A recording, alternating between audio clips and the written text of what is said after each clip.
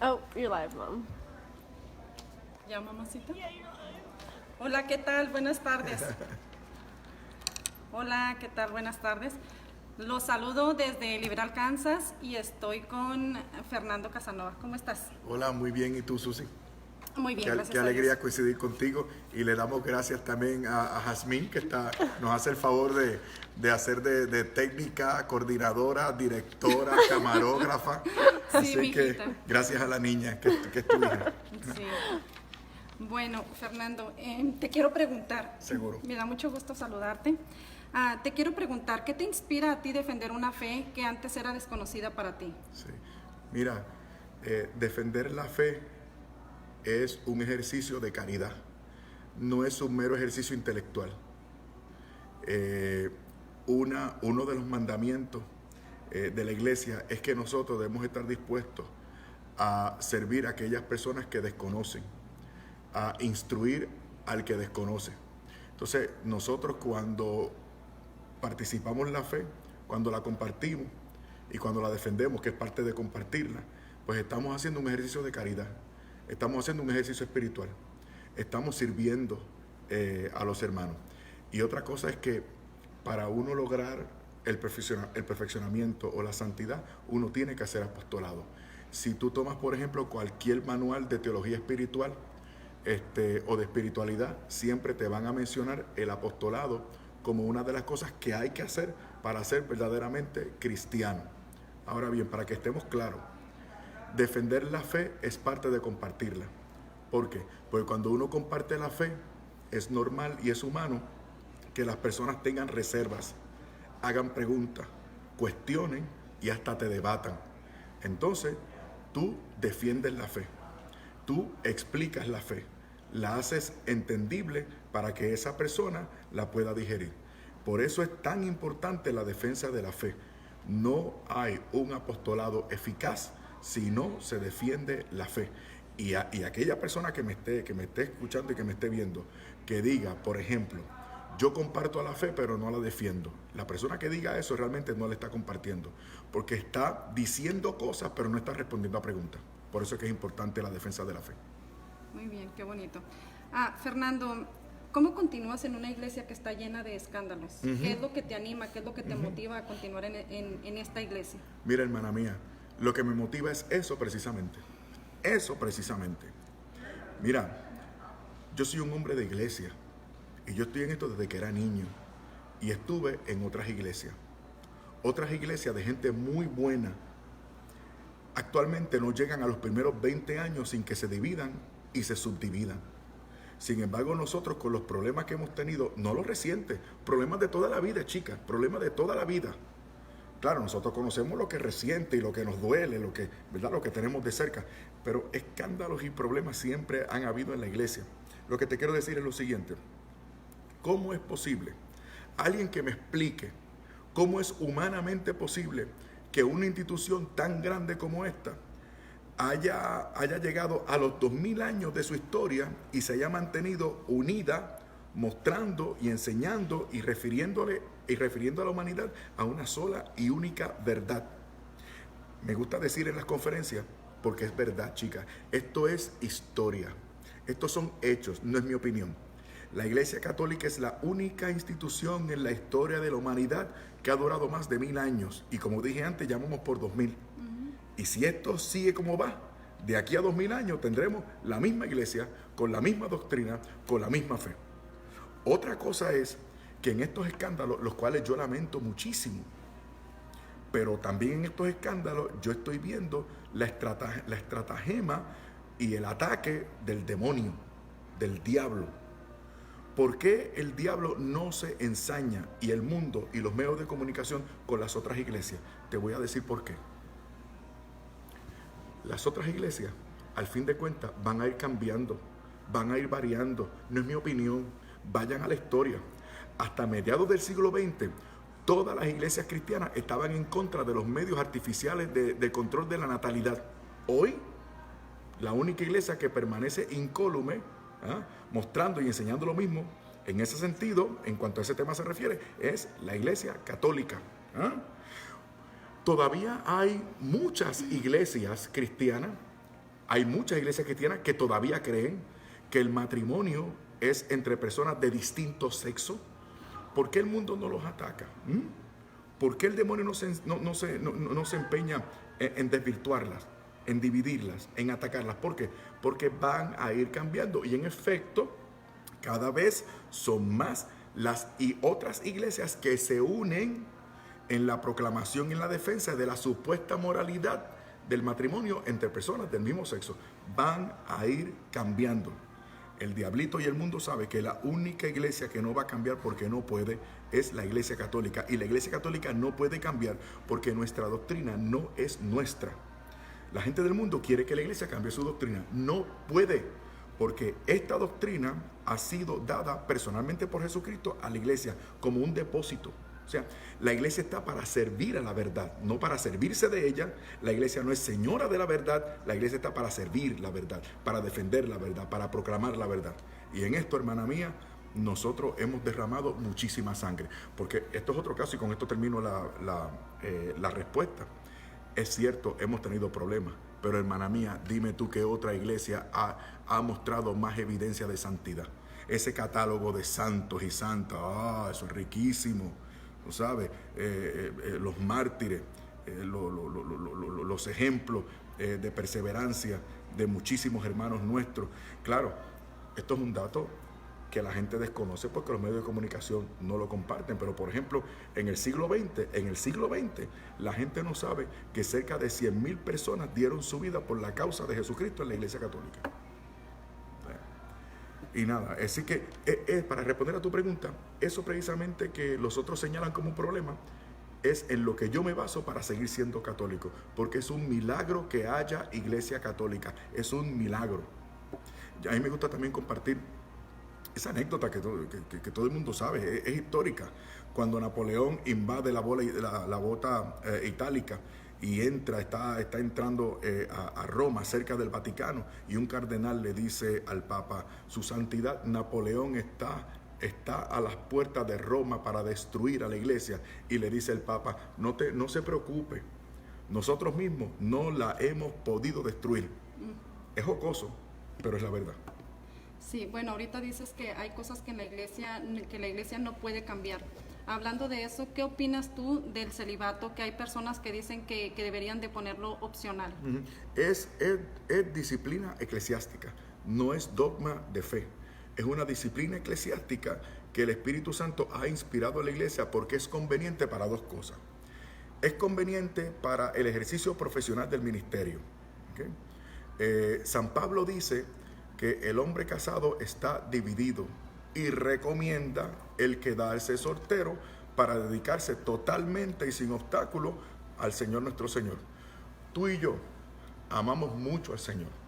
Tú y yo amamos mucho a la iglesia, pero no nos podemos entregar totalmente a esa causa, porque usted es una señora casada, tiene hijos, yo también tengo familia, tenemos trabajo, usted tiene su negocio, yo tengo mi profesión. Usted y yo estamos divididos. El Señor nos entregó la vocación que nos entregó. No podemos servirle total y radicalmente porque no podemos. El segundo sentido de por qué entiendo que es una disciplina maravillosa e inspirada por el Espíritu Santo es porque la vida celibataria contribuye a la comunión con Dios, al desarrollo de la espiritualidad. Claro, es un don. La Iglesia Católica solamente ordena hombres que han recibido ese carisma, que han recibido ese don. El problema que estamos teniendo es, o estamos aceptando en el seminario hombres que no tienen ese don, o una vez los ordenan, no cultivan la suficiente relación con Dios para mantenerse célibes. Por otro lado, conozco muchos sacerdotes y muchos religiosos que valoran su vida celibataria, que la viven, que la defienden. Mi párroco, un hombre joven, guapo, inteligente, él me dice: Fernando, esto es lo mejor que hay. Yo soy libre para servir a mi Señor. En términos humanos, le he preguntado: ¿te sientes solo? me dice, ese vacío lo llena el Señor. Ese es el problema, que estos ordenados tienen humanamente hablando la ausencia de una persona con la cual compartir y esa persona no la llenan con Dios. Y ahí es donde está la dificultad. Por otro lado, conocemos otros hombres. Hay un caso famosísimo de un actor mexicano como tú, Verástegui, que ya va para 5 años, ya va para 15 años viviendo no es sacerdote ni mucho menos, pero como el Señor todavía no le ha mostrado claramente si es el matrimonio o con quien se va a casar, él dice que actualmente le es fiel a la esposa que aún no conoce. Mira qué bonito, mira qué bonito. Y Alejandro Bermúdez, que es compañero mío allá en EWTN, nos ha hablado acerca de un amigo de él que lamentablemente se divorció, legalmente hablando, no se puede volver a casar y lleva ya algunos cuantos años viviendo una vida de abstinencia y el tipo está encantado y es feliz.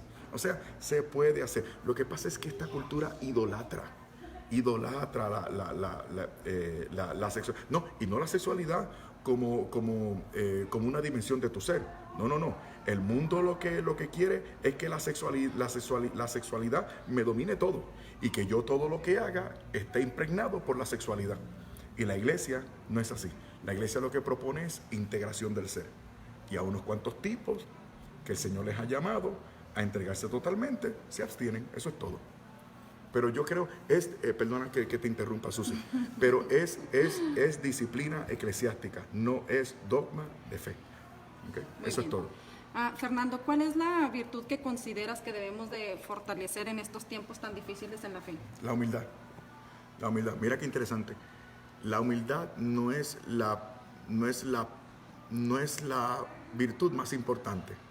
Las virtudes más importantes son las teologales: fe, esperanza y caridad. Luego entonces las virtudes morales son 4 centrales: prudencia, justicia, fortaleza, templanza. Esto es increíble. La humildad es un satélite de la templanza. O sea, la humildad ni siquiera es una de las principales virtudes morales. Sin embargo, es la más urgente. Es como, por ejemplo, a ver si me entienden, es como, por ejemplo, las teologales. Tenemos fe, esperanza y caridad. ¿Cuál es la más importante? Todo el mundo dice la caridad, y es verdad, es la más importante, pero la más urgente es la fe. Lo mismo pasa con la humildad. La humildad es absolutamente necesaria. Si tú y yo tenemos humildad, lo tenemos todo. Humildad de verdad. O sea, humildad como virtud cristiana que pone el Espíritu Santo en nuestra alma en gracia. La humildad. La humildad es lo más importante. Mira, con la humildad tú lo tienes todo. Con la humildad tú tienes fe. Porque la fe es la humildad del entendimiento. Con la humildad somos castos. Porque la castidad es la humildad del cuerpo. Mira qué interesante. Con la humildad tú logras la templanza. ¿Por qué? Porque la templanza es la humildad de los apetitos. Con la humildad uno lo tiene todo y sin humildad absolutamente nada. Tanto así que cuando el Señor pide que lo imiten, habla de la humildad.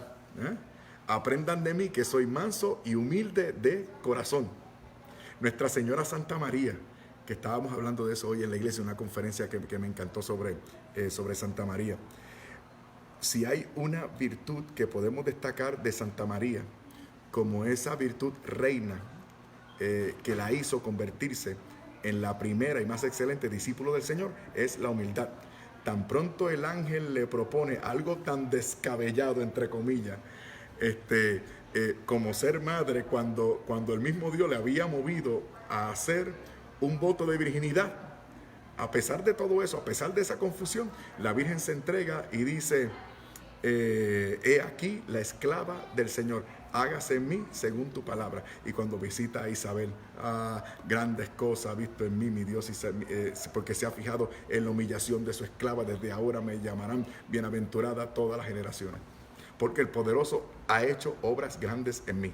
El poderoso, Dios, la esclava. Esa es la virtud. Qué hermoso. Para mí es la humildad.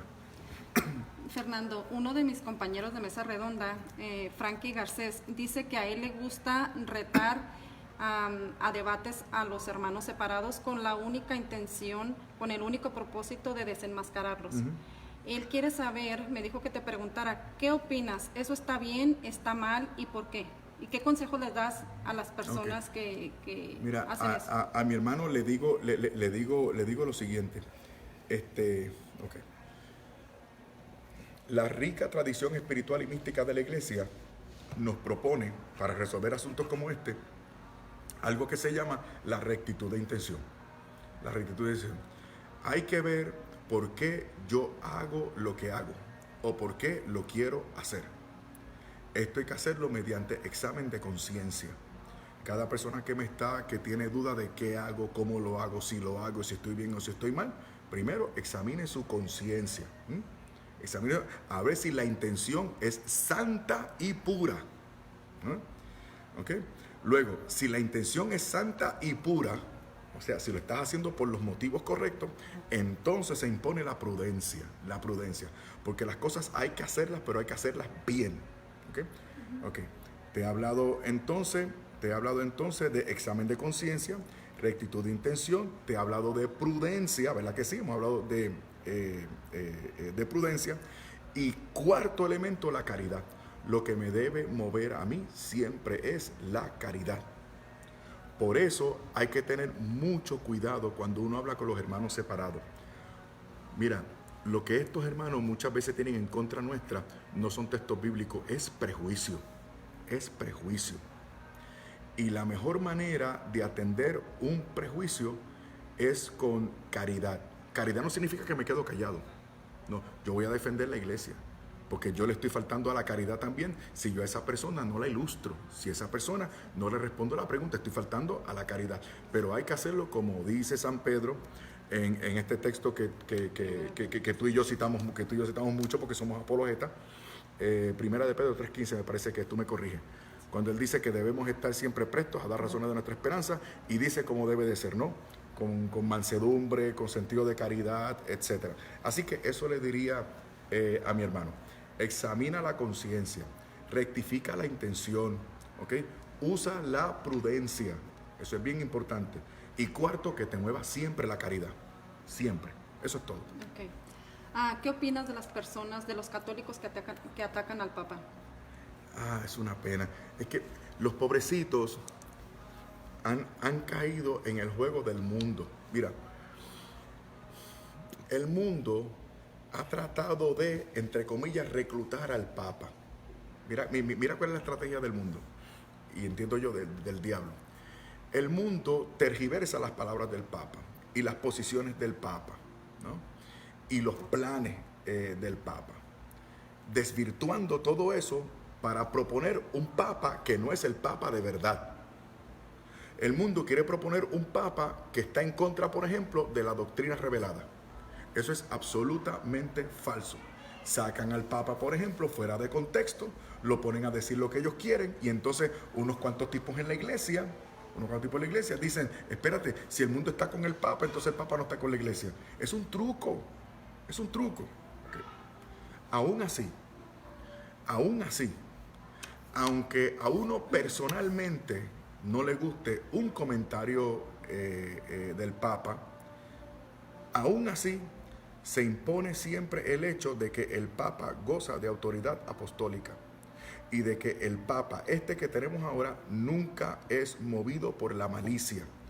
A mis compañeros teólogos y apologetas les voy a decir lo siguiente.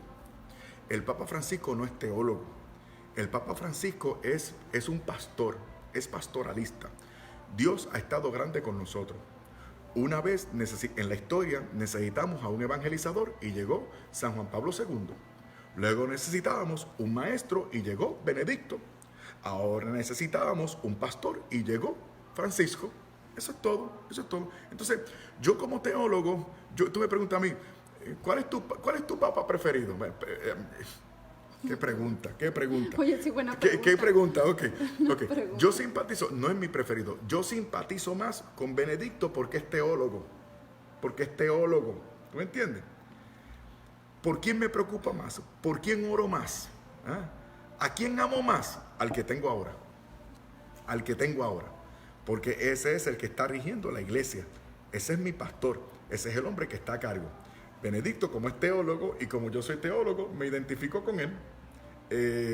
Un evangelizador y predicador, una persona de medios, muy probablemente se identifique con San Juan Pablo II, así por el estilo, ¿no? Igual que una persona que está inmersa en esto de la bioética y la moral, muy probablemente simpatice con Pablo VI, que fue el de aquella encíclica de la Humane Vitae, y así por el estilo. Pero a mí me gustaría exhortar, ya que tú muy astutamente me lanzas el tema, me gustaría exhortar a mis hermanos para que recen por el Papa, amen al Papa, desen a la tarea de investigar qué fue lo que el Papa dijo y en qué contexto lo dijo, que eso es otra cosa, en qué contexto lo dijo. Por ejemplo, en una ocasión el Papa dijo, cuando le plantean algo sobre la homosexualidad, el Papa dijo, entre otras cosas, yo no soy quien para juzgar. Y la gente lo que entiende es, mira, está aprobando la homosexualidad. No bajo ningún concepto. Le están presentando un caso de una persona que el Papa no conoce. Si yo no te conozco a ti, ¿quién soy yo para establecer juicio acerca de tu condición y de tu relación con Dios? ¿Tú me entiendes? Yo no vivo dentro de ti, yo no conozco tu alma. Yo no conozco las situaciones de tu vida que te han llevado a practicar una cosa. Yo no sé si tú has consentido, yo no sé si tú has sido completamente libre. Entonces, nada, hay que querer al Papa Francisco, hay que orar mucho por él, todos los días. Los que hacemos el rosario diariamente, tenemos que incluir al Papa. Hay que interceder por la persona, salud e intenciones del Papa Francisco, todos los santos días. Ok, te quiero preguntar, ¿qué opinas de los católicos que piensan que no tiene nada de malo acudir con los hermanos separados a sus estudios bíblicos y que también escuchan cantos protestantes argumentando que no tiene nada de malo porque también los acerca a Dios? ¿Qué consejo les das y qué opinas de eso? Sí, con respecto a lo primero, están locos. ¿Cómo es posible que yo vaya a un estudio bíblico? Bueno, el católico que me diga primero, pero si es lo mismo, yo digo, este tipo está perdido, este tipo está loco. Este tipo está loco. O sea, ¿cómo es posible que yo vaya a un curso de Biblia donde me van a enseñar la Biblia desde una perspectiva que no es católica? Es más, es anticatólica. Porque cuando comienzan a darte el curso, lo primero que van a decir es que la única regla infalible de conducta, moral y doctrina es la Biblia. Cuando el criterio de autoridad establecido por el Señor es apostólico y la Biblia, testimonio primario de la revelación. Cada cosa en su perspectiva. La Biblia es el documento más importante. La Biblia es palabra de Dios, todo eso.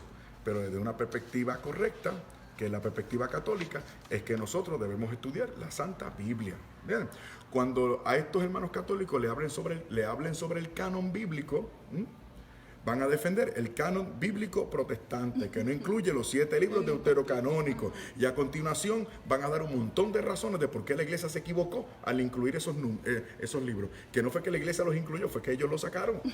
¿Tú me entiendes?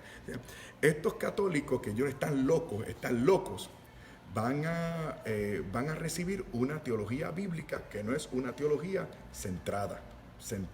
Por ejemplo, a estos hermanos católicos que van a tomar esos cursos, le van a decir, por ejemplo, que la fe que presenta San Pablo es sinónimo de creer y que para salvar el alma uno tiene que creer como un asentimiento intelectual. ¿Tú me entiendes?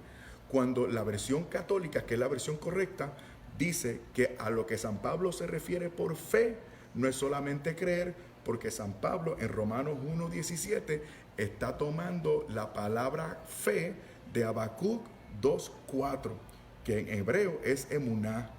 La fe que San Pablo tiene en mente no es creer, confiar y obedecer. Es la perspectiva hebrea, no la perspectiva griega, que es la que comparten los hermanos separados. A todo esto se arriesgan estos hermanos católicos que están... y podría decir muchas cosas más, sé que el tiempo apremia. Lo otro, los cánticos. ¿Cómo es posible? Hay que ser un iluso para pensar que un artista no católico, mediante una composición musical, va a impartir algo que es católico. Es absurdo, es absurdo. O sea, otra cosa, eso por un lado, por el lado doctrinal. Lo otro tiene que ver con la identidad, ¿Cómo es posible que yo preste oído, que yo sirva de público y que yo respalde con mi audiencia y mi dinero música que no es mía? No solamente eso, sino que cuando yo le doy a un artista católico, en ese mismo acto yo le estoy negando ayuda a un artista católico, que sí, por lo general, me está impartiendo la doctrina de Jesucristo a través de su música. Eso es sumamente importante. Y aparte también de que en los cantos protestantes dicen mucha doctrina protestante. Por supuesto. Por eso digo, hay que ser iluso. O sea, no está bien escuchar esto. Mira, es como, tú perdóname que, sabes que yo soy puertorriqueño. Entonces en el Caribe somos así como explosivos, ¿no? Y ponemos unas anécdotas y unas ilustraciones que a veces escandalizan. Pero así es como yo lo pongo. Es como si yo admitiera en mi casa a un hombre que yo sé que pretende a mi esposa y le permita a ese hombre susurrarle al oído a mi esposa. Es exactamente lo mismo. Ajá. ¿Cómo es posible que yo admita a la presencia de mi familia y a mi oído algo que me está llevando y me está seduciendo a creer algo que no es correcto? Es lo mismo. De la misma manera que yo defiendo la integridad de mi casa, yo tengo que defender la integridad de mi corazón. Viendo, juzgando, teniendo mucho cuidado de qué es lo que entra por estos ojitos y qué es lo que entra por esta orejita.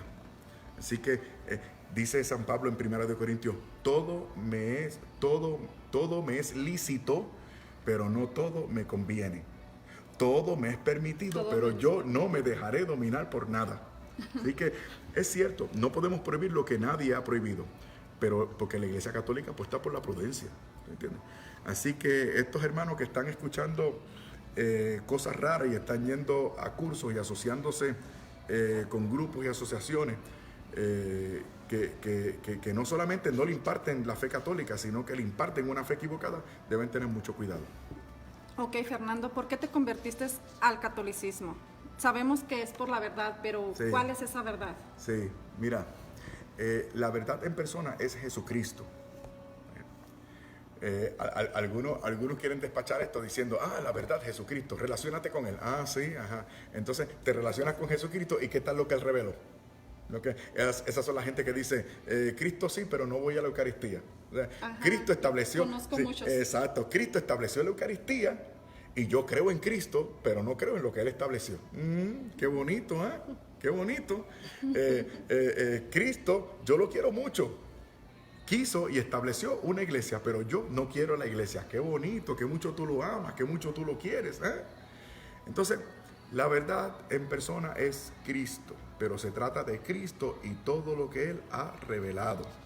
En mi caso, Dios me llamó para que yo tuviese contacto con la plenitud de la fe. Con esta cabecita, yo no puedo agotar la plenitud de la fe. Pero con mi corazón y con mi mente yo puedo tener contacto con esa plenitud. Y la única manera de tener contacto es guardar relación con la iglesia a la cual Jesucristo entregó esa verdad, que es la Iglesia Católica. Por eso yo me hice católico. Con esto no estoy diciendo, como piensan algunos, que a mí me encanta la Iglesia Católica. Bueno, hay cosas que me gustan de la Iglesia Católica, hay cosas que no me gustan de la Iglesia Católica. Pero un hombre no hace lo que le gusta, un hombre hace lo que es correcto. Y lo que es correcto es que yo esté en la iglesia correcta, creyendo lo que es correcto, si es que yo digo amar y creer en el Señor Jesús. Entonces, claro, eso a lo mejor alguien pueda decir, está bien, pero eso son razones intelectuales.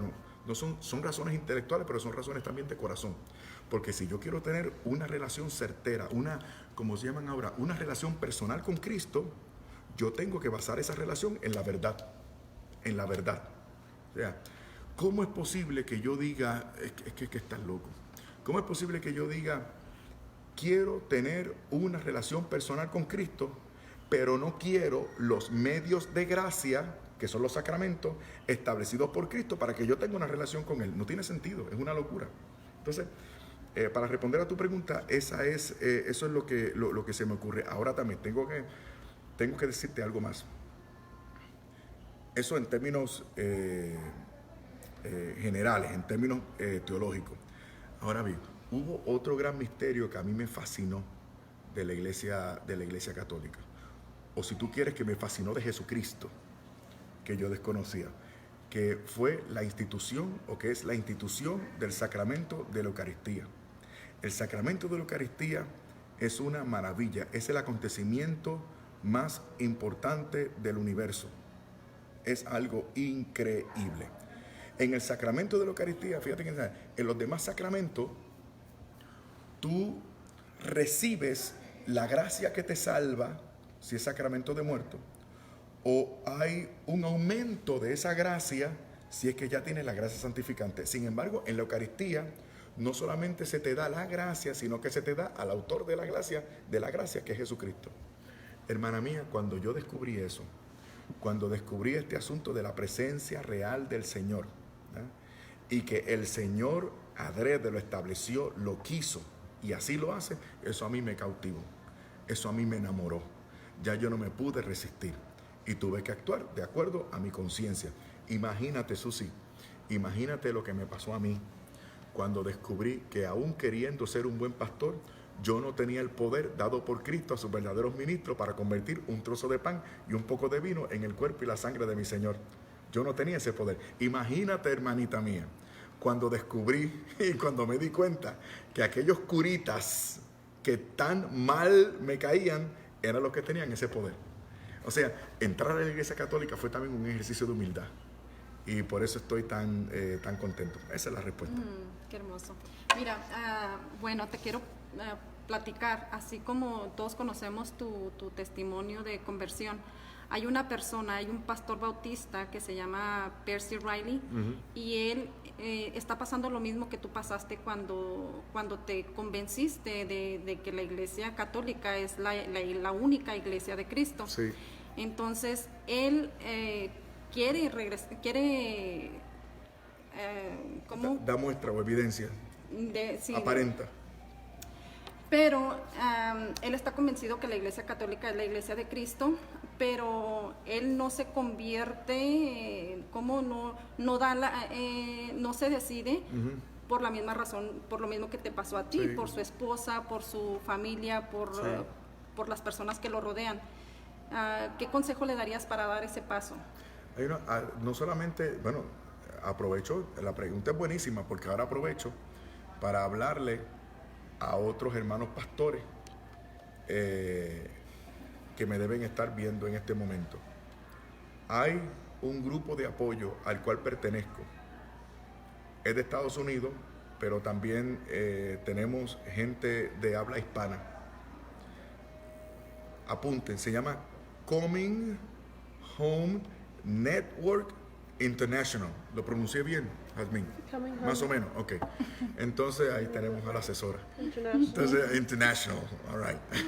Entonces, ese grupo de apoyo es importante. En ese grupo de apoyo nosotros acompañamos a pastores y teólogos protestantes que consideran que el Señor podría estarles llamando a la plenitud de la fe católica. Esa es la mejor manera, estar acompañado. Yo lamentablemente no tuve ese acompañamiento.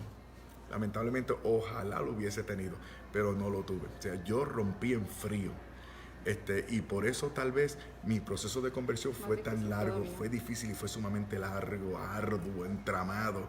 Fue un soberano lío.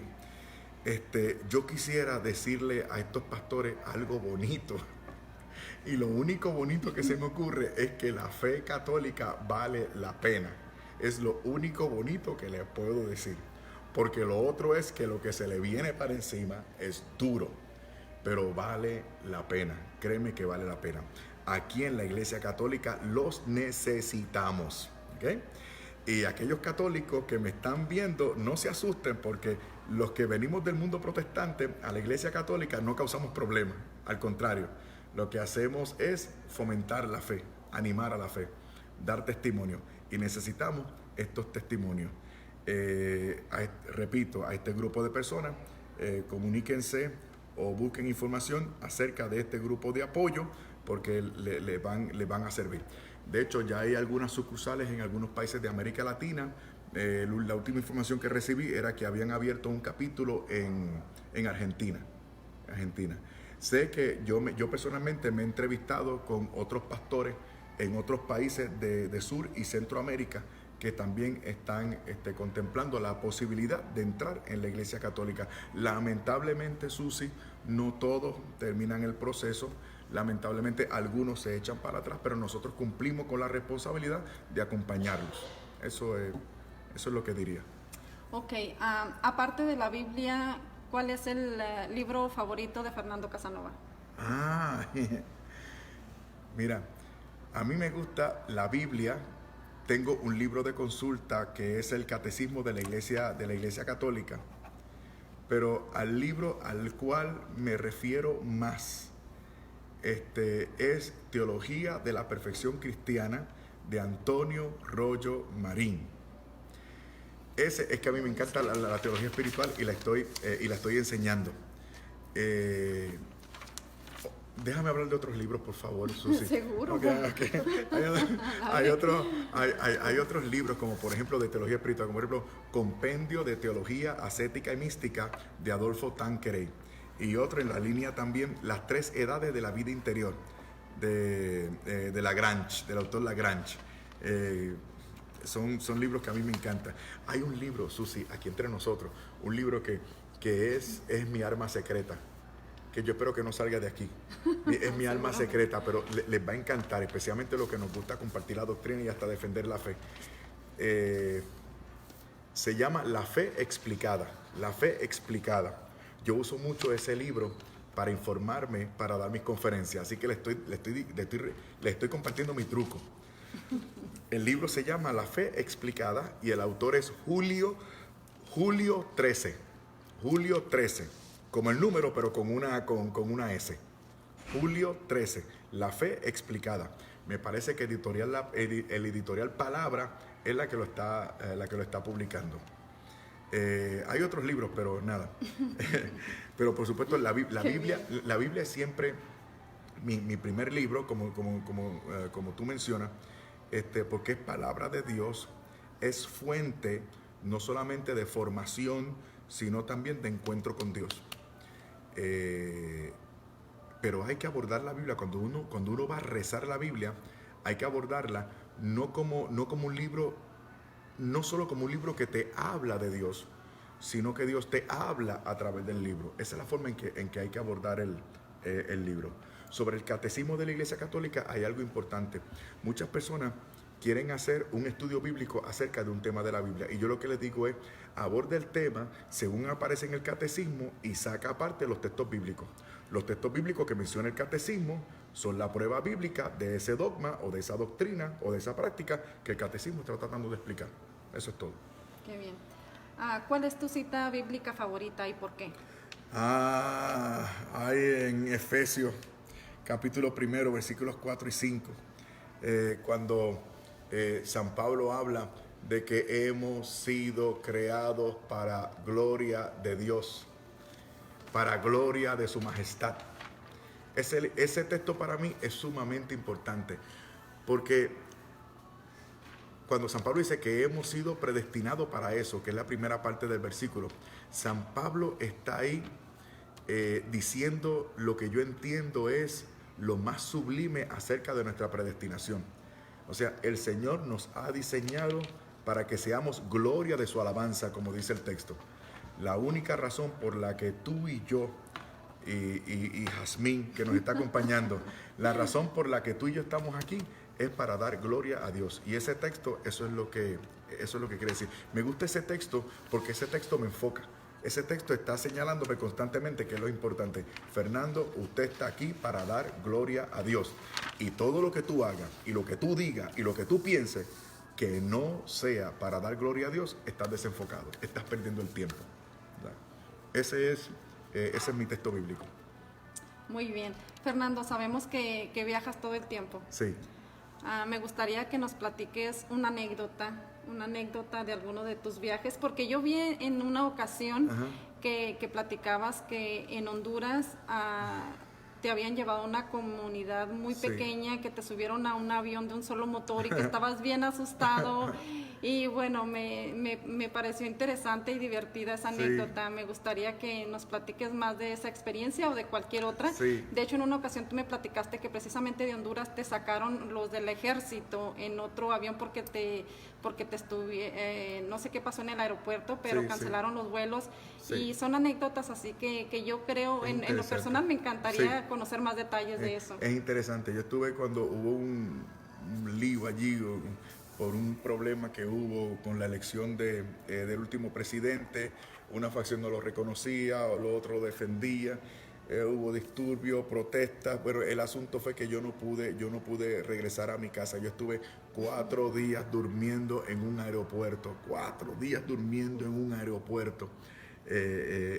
Gracias a Dios, algunas personas, algunos señores del gobierno se apiadaron de mí y buscaron los medios para que mediante un transporte aéreo que proveyó el ejército, la Fuerza Aérea, pues yo pude llegar entonces a Tegucigalpa y allí entonces pude tomar un avión eventualmente que me sacó del país hacia Panamá y de Panamá a San Juan, Puerto Rico. Es una locura, mi vida es una locura. Yo entiendo al Señor cuando dice que que el hombre del espíritu es como el aire, que no sabe para dónde va ni de dónde viene. Uno hace los planes y siempre Dios sorprende a uno. Por eso a mí me gusta decirle a la gente cuando predico que la vida cristiana es emocionante. Esto es pura aventura. Esto es pura aventura. Esto es algo maravilloso. Allí también hace muchos años conocí a un sacerdote que se dio cuenta que habían unos maleantes forzando el sagrario para llevarse el Santísimo Sacramento. Y el cura, un cura joven, recién ordenado en aquella comunidad, confrontó a los malhechores y los malhechores le cayeron arriba a machetazos y lo mutilaron al pobre. Entonces es algo increíble. Entonces por eso yo cuando hablo de la Eucaristía y comparto esta experiencia, le digo a la gente, si usted es católico y cree que la Eucaristía no tiene sentido, o no cree en la presencia real del Señor en la Santa Eucaristía, como lo dice el mismo Cristo, usted le está diciendo a ese joven sacerdote que es un idiota. ¿Sí? Tan sencillo como eso. O sea, he conocido gente maravillosa, he conocido gente deslumbrante, he aprendido cosas increíbles. Una vez recuerdo, en México también, aprendí una lección. En México también, México. Me encanta México.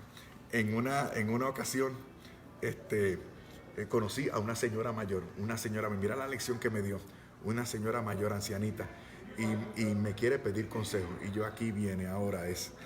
Entonces ella me dice, yo quiero que me aconseje sobre el hijo mío que se hizo pentecostal. Y yo, ¿cuál es el problema, señora?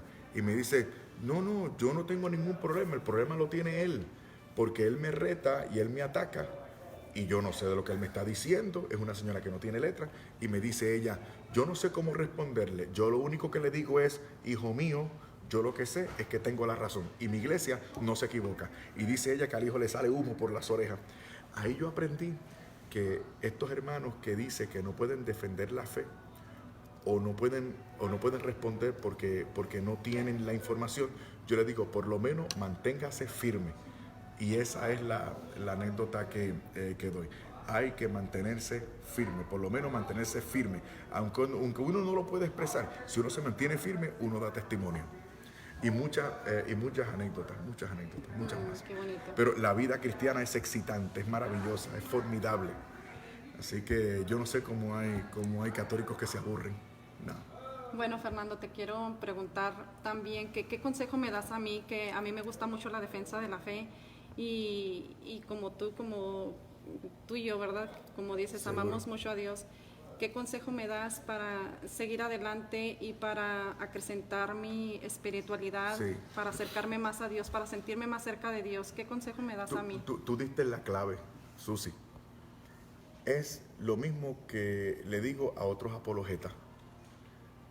Hay que tener cuidado que nuestra apologética no se vuelva un ejercicio meramente intelectual. Hay que tener mucho cuidado. ¿A qué te refieres? Me refiero a que todo debe partir de algo que tú mencionaste, la espiritualidad.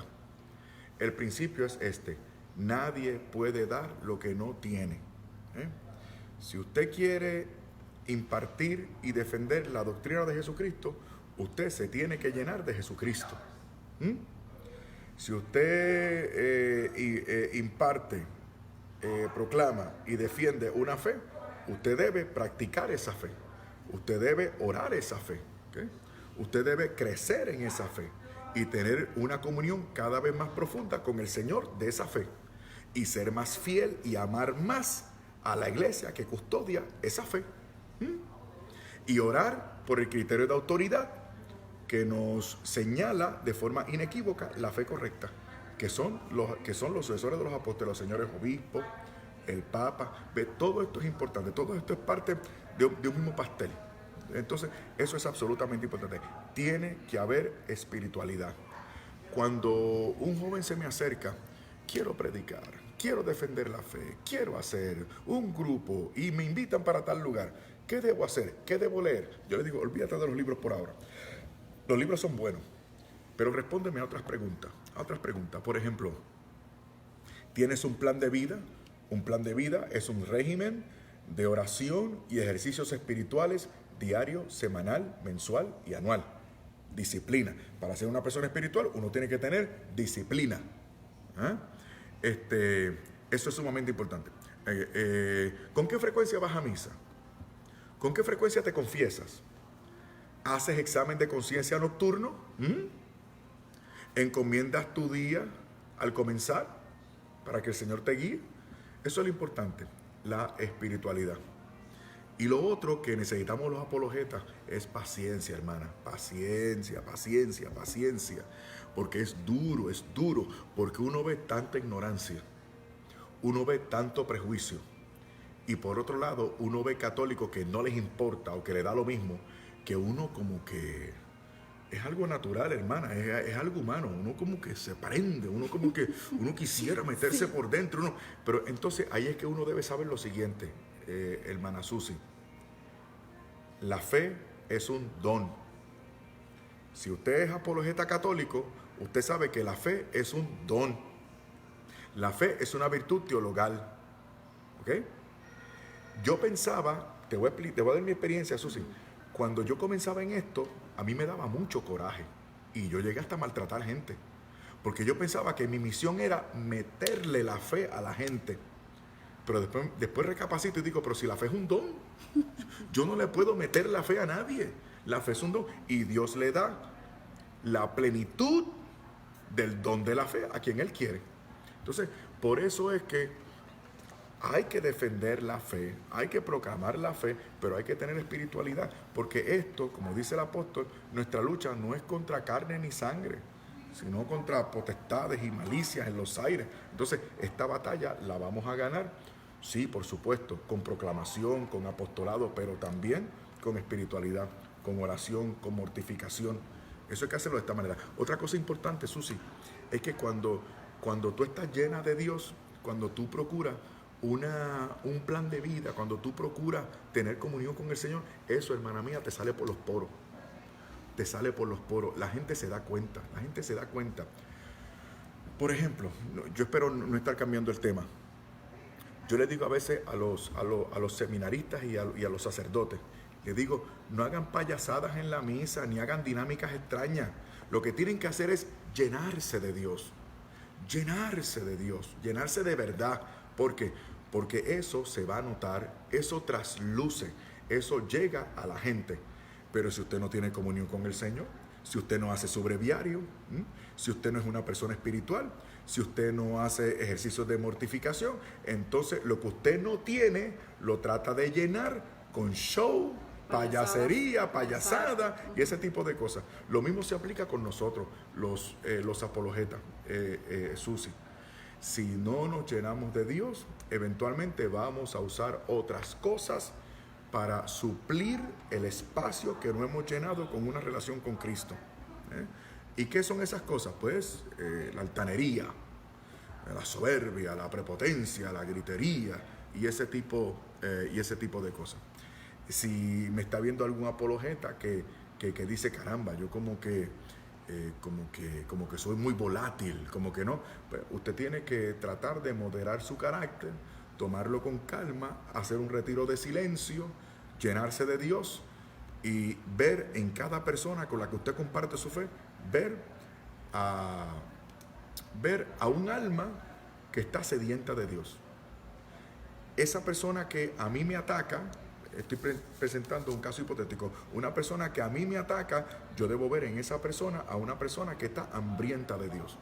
Y si yo veo a una persona, a la persona que me ataca, yo lo que estoy viendo es un alma hambrienta de Dios, yo le voy a tener cariño. Yo le voy a tener cariño y le voy a decir la verdad. Y esa persona se va a dar cuenta de que yo lo amo. Esas son las cosas que podría decir. Hermana mía, yo te lo digo, Susi, porque ya yo llevo 14 años en esto.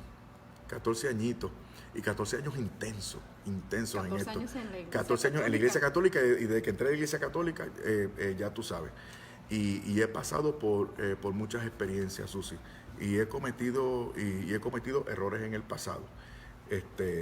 Y también mucha gente sabia y santa me ha ilustrado, me ha guiado. ¿Tú me entiendes? También, por ejemplo, abordar y meditar la vida de los santos ayuda muchísimo. Yo estoy hablando demasiado, Susi. No, ¿Estoy bien? no, Okay. no, Porque es que, mira, por ejemplo, el santo cura de Ars. También el santo Padre Pío también tuvo una experiencia como esta. Llegaban los tipos para confrontarse con los curas, con los santos curas. Yo quiero que usted me demuestre, yo quiero que usted me explique. Esos dos curas no eran intelectuales. Imagínate cómo yo le voy a responder a este tipo si él es más inteligente que yo. Pero ¿sabe cuál era la estrategia que hacían estos curas? Hacían dirección espiritual con estos tipos. Y luego los llevaban al confesionario. Y en ese proceso, esos tipos empezaban a sacar esas miserias y esa podredumbre. O sea, empezaban a humillarse delante de Dios. Cuando salían del confesionario llorando, los santos curas le preguntaban, ahora mijo, dime, ¿cuál es tu duda? Y ellos decían, no tengo ninguna duda. Lo creo todo. O sea, muchas veces el problema no es intelectual, el problema es espiritual. Y eso se atiende con oración y mortificación. Eso es todo. Bueno, Fernando, ahorita que mencionaste a uno de los santos, si pudieras viajar en el tiempo y tuvieras la oportunidad de convivir o pasar un fin de semana con un santo de la Iglesia Católica, ¿quién sería y por qué? Esa pregunta es buenísima. Mira, muchos a lo mejor ya lo adivinan. Santo Tomás de Aquino. El gran doctor. Santo Tomás, yo querría que Santo Tomás de Aquino me enseñara cómo es posible aprender tanto y ser tan humilde. ¿Cómo es posible ser tan alabado como lo era él e insistir en quedarse en el anonimato? Santo Tomás de Aquino tuvo la posibilidad de ascender en su carrera eclesiástica y se llegó a hablar de él como papa. Y él se mantuvo en lo que estaba seguro era su vocación, que era ser maestro. Fíjate qué cosa más bonita. Otra cosa que me encantaría que Santo Tomás de Aquino me enseñara es sobre la virtud de la castidad. Santo Tomás de Aquino vivió la castidad perfecta. Era heterosexual. Pero el Señor, como lo llamó a ser maestro y doctor de la iglesia, hizo que se enfocara totalmente en lo que era su misión y le regaló ese don de la abstinencia perfectísima. Y Santo Tomás de Aquino es famoso por eso. Me gustaría que él me enseñara cómo es que uno puede desarrollar ese don de ocuparse de las cosas de Dios y de las cosas que Dios quiere, y a la misma vez desatenderse de los apetitos y de los gustos y de los deseos y ese tipo de cosas. Otra cosa que me gustaría que me enseñara Santo Tomás de Aquino es sobre la orden de predicadores. Santo Tomás de Aquino era un fraile dominico. Entonces, yo soy laico dominico. Yo soy laico de la orden de predicadores. Y Santo Tomás de Aquino vivió en un momento de esplendor de la orden. Ahora, lamentablemente, los dominicos vemos que ya no es así, lamentablemente. Todas las órdenes religiosas están pasando por una crisis no triste, sino horrenda, y no entremos en detalles. Pero me gustaría esas cosas de Santo Tomás de Aquino. Y me gustaría también que me enseñara a escribir. Santo Tomás de Aquino, con una pluma de ganso y un tintero, escribió miles de páginas, millones de palabras. Un hombre excepcional. Ok. Me forzaste a decir un santo y lo dije, pero eso no quiere decir que hayan otros que me hubiese gustado conocer. Ok. Bueno, Fernando, te quiero preguntar, la última ocasión que te vi en Plano, Texas, me dijiste que tú sabes, yo soy miembro de un programa de YouTube y Facebook que se llama Mesa Redonda. Sí, lo sé, yo lo he visto. Ajá, tú me comentaste que nos has visto. ¿Qué consejo nos darías? Si nos has visto, ¿qué consejo nos darías? ¿Qué estamos haciendo mal y qué consejo nos darías para hacerlo mejor y pues para salir adelante, para crecer? ¿Qué consejos me darías a mí y a todos los que estamos en Mesa Redonda? Seguro. Mira, ustedes se preparan muy bien y eso es sumamente importante. Eso es sumamente importante. Lo que les voy a señalar es lo mismo que me señalo a mí. Es un defecto que yo tengo y que tenemos mucha gente. Y es que debemos, Dios mío, ¿cómo lo pongo? Señor amado. Nosotros debemos tratar de explicar cosas complicadas con las menos palabras posibles. El problema que tenemos, que me pasa a mí, cuando tengo una cámara, y ya te habrás dado cuenta, o cuando tengo un público de frente, es que hablo de más. Hablo. Otro defecto que yo tengo, que tal vez podrían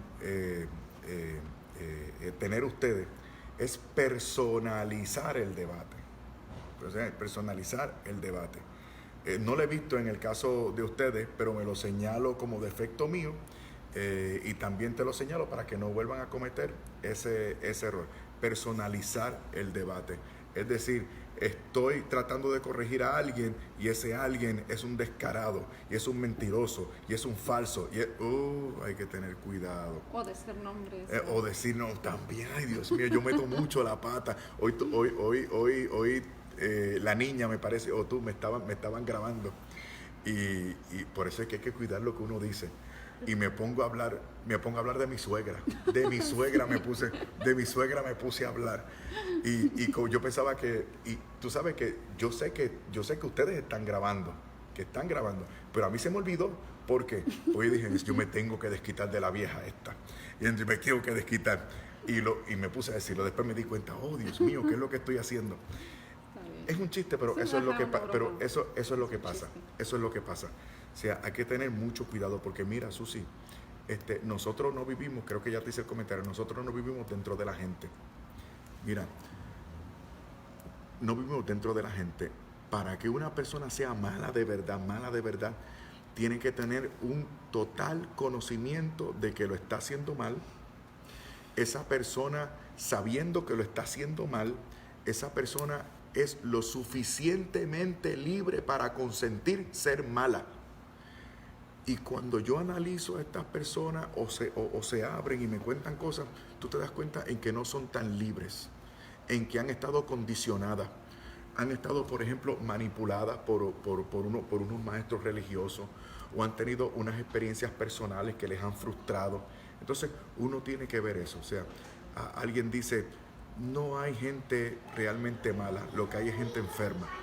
Y hay que tener esto presente, hermana mía, para tenerle paciencia a aquellas personas que nos atacan y que no nos comprenden. Ok.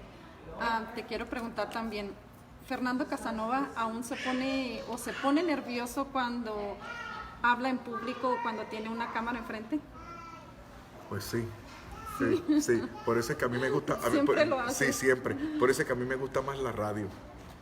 Porque en la radio. No, la radio, sí. Es que en la radio es más penetrante. En la radio el mensaje es más legítimo. Es más honesto. Tú estás concentrado en lo que se dice. Las cámaras, la televisión, es todo luces. Hay que estar pendiente al cambio de cámara, las instrucciones que te dan. Tú me entiendes. A veces uno deja de decir algo o deja de hacer algo porque no luce bien ante las cámaras.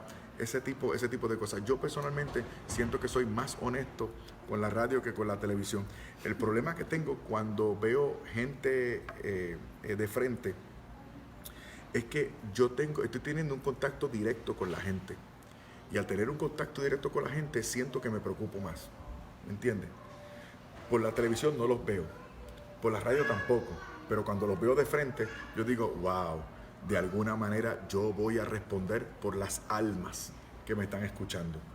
Algo que yo podría decir, tal vez podría dañar a una de estas personas. Entonces, caramba, yo podría cometer un error que induzca a que alguien no entienda, o falsee, o se equivoque, o cometa un error, o tome una mala decisión. Entonces, eso a mí me pone nervioso. Me pone nervioso. Y créemelo porque es la verdad. Es curioso, pero cuando tengo grupos pequeños, a veces me pongo más nervioso que cuando tengo una multitud. Por lo mismo, porque cuando tengo el grupo pequeño estoy más consciente de cada uno. Cuando hay una multitud uno no ve a nadie. Yo recuerdo que allá en Medellín estuve en la Plaza de Toros donde estuvo el Papa y allí fueron 30,000 personas. 30,000 personas. 30,000. Yo le hablé a 30,000 personas, que yo estaba abarrotado. A la vuelta redonda desde abajo hasta arriba, aquello era inmenso. Y no me sentí tan nervioso, porque no constataba a cada uno de ellos.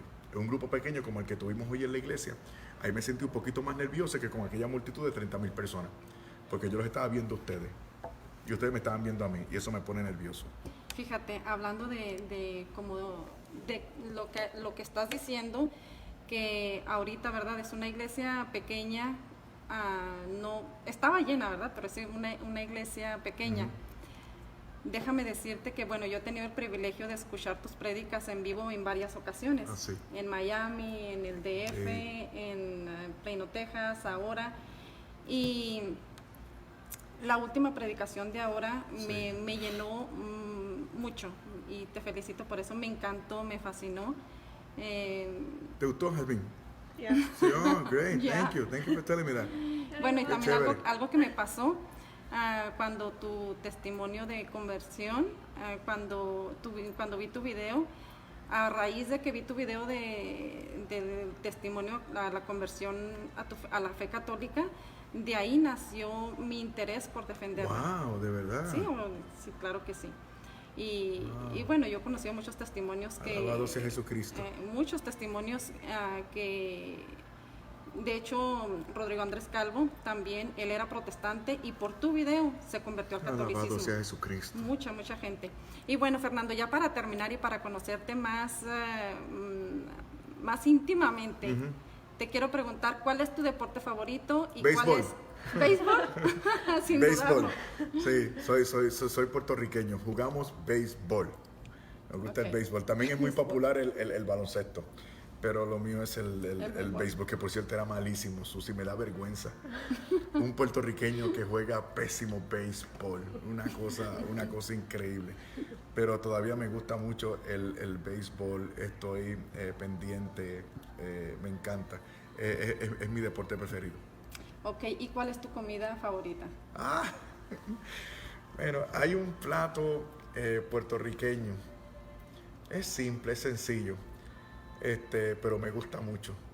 Es arroz, habichuela y, le voy a decir como decimos los puertorriqueños, bistec encebollado. bistec encebollado. Pero bistec encebollado. Ustedes que son gente fina dicen bistec o algo así por esto. Yo como vengo del Caribe soy bistec encebollado y arroz con habichuela. Es una... Claro, eso tiene... Mira, te hablo y se me hace la boca agua. Es una comida muy nuestra. El arroz con un gusto especial que le dan la gente que saben hacer eso. Y las habichuelas que son como parientes de los frijoles. Pero es otra cosa, y guisadas, y sobre todo las rojas, o como decimos nosotros, las coloradas. Para nosotros rojo es colorado. Así que nada, para responder, arroz, habichuelas coloradas y bistec encebollado. Eso es lo que me gusta. ¿Te gusta la comida mexicana? Me gusta la comida mexicana, pero tengo que cuidarme, porque a veces ustedes le meten como mucho pique y a veces eso me pone y a veces eso me pone mal, pero me gusta, yo lo disfruto mucho. A mí me encanta todo lo que tiene que ver con México. Lo que todavía no me acostumbro de los mexicanos es que siento que son como que no son tan precisos como yo quisiera. A veces yo digo, pero ven acá, ¿cuánto nos falta por llegar? Ahí ya estamos ahí. Ya estamos ahí. Así hablamos. Sí, tú dijiste que íbamos a llegar en 15 minutos, ha pasado media hora. ¿Cuánto nos falta por llegar? Ya, ahí estamos. Sí. Así son. Pero nada, pero me encanta los mexicanos. México es el segundo país que más visito después de Estados Unidos. Qué bien. Bueno, Fernando, pues te quiero agradecer tu tiempo. Me dio muchísimo gusto haber compartido contigo. Es mi primera entrevista que hago. ¿De verdad? ¿Y a quién? Ajá. Hermana mía. Sí, te admiro mucho. Jazmín, tu madre se las trae. Qué bueno, felicitaciones, te felicito, No, Susi. muchas gracias. Síguelo haciendo. Bueno. Tienes la gracia, tienes el talento, tienes el carisma. Muchas gracias, Fernando, por todo. Chévere, a la tu orden. tiempo y te felicito. A la orden. Dios les bendiga. Recen por mí para que me porte bien. Saludos a todos. Mándale saludos a mis compañeros de Mesa Redonda. Adiós, compañero de Mesa Redonda. Pórtense bien, ¿ok? Bye, bye.